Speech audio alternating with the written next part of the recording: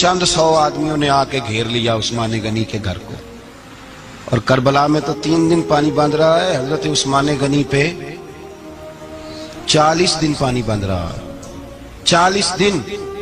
اور حضرت امام حسین کے خیموں کے گرد تو پہرا دینے کے لیے جناب عباس تھے، اور میں تاریخ کے سارے معتبر حوالے عرض کر سکتا ہوں کہ جب حضرت عثمان غنی کو خطرہ ہوا تو مولا علی شیر خدا نے امام حسن اور حسین کو تلواریں پکڑائیں اور فرمایا دروازے کے آگے کھڑے ہو جاؤ، کوئی بدبخت تمہارے خالو عثمان غنی کے دروازے تک جانے نہ پائے۔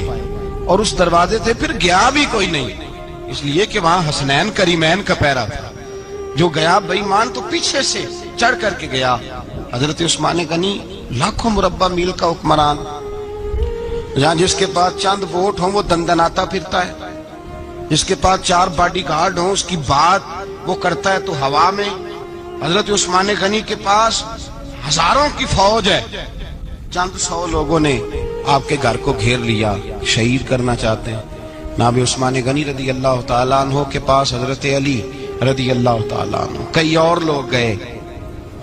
کہا عثمان 3 باتیں ہیں، یا تو ہمیں اجازت دو، یا تو تم تھوڑی دیر کے لیے خلافت چھوڑ دو، حکومت چھوڑ دو، چند دنوں کے لیے کسی اور کو امیر بناؤ۔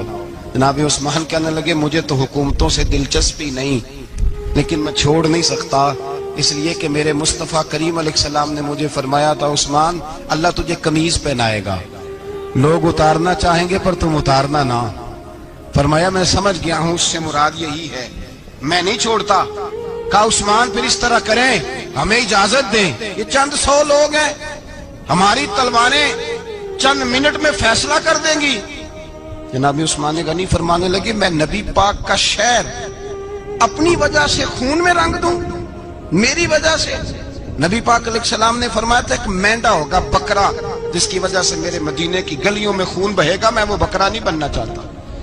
فرمایا میں نہیں چاہتا میری وجہ سے خون بہے اور حضور کے مدینے میں بدامنی ہو۔ عثمان کی جان جاتی ہے تو جائے، پر نبی پاک کے مدینے میں شور نہیں ہونا چاہیے۔ اے پائے نظر ہوش میں آ، یہ کوہ نبی ہے، آنکھوں سے بھی چلنا یہاں بے ادبی ہے۔ تو کہا عثمان پھر اس طرح کرو، کچھ دنوں کے لیے مکے چلے جاؤ۔ میری بات کی سمجھ آ رہی؟ کچھ دنوں کے لیے مکے چلے جاؤ۔ تو جناب عثمان نے داڑھی پکڑ لی، کہنے لگے دیکھ رہے ہو ساری سفید ہو گئی ہے، میں نبی پاک کا شہر چھوڑ کے نہیں جانا چاہتا، میں رسول اللہ کے مدینے میں مرنا چاہتا ہوں، میں نہیں چھوڑوں گا حضور کا شہر۔ یہ انداز ہے جناب عثمان